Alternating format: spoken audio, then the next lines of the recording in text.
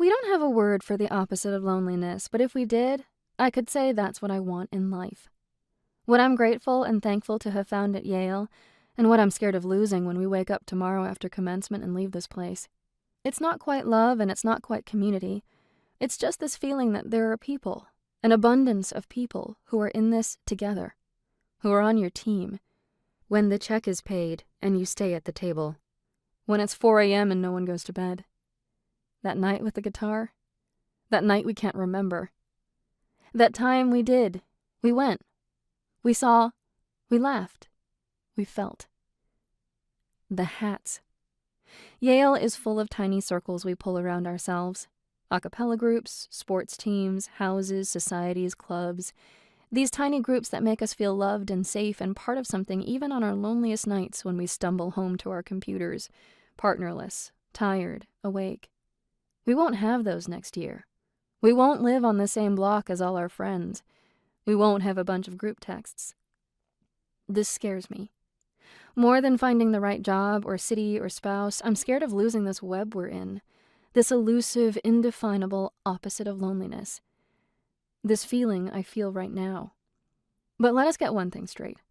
The best years of our lives are not behind us.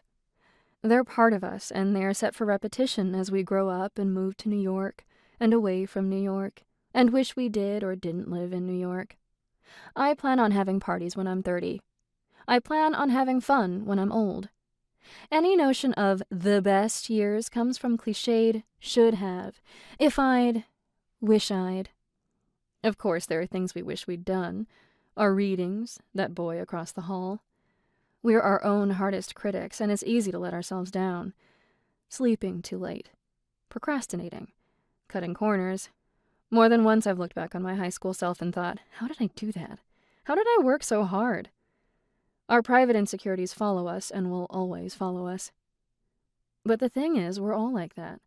Nobody wakes up when they want to. Nobody did all of their reading, except maybe the crazy people who win the prizes. We have these impossibly high standards and will probably never live up to our perfect fantasies of our future selves. But I feel like that's okay. We're so young.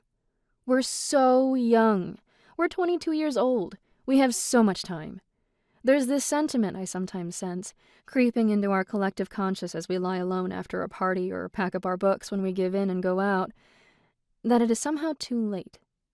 That others are somehow ahead, more accomplished, more specialized, more on the path to somehow saving the world, somehow creating or inventing or improving.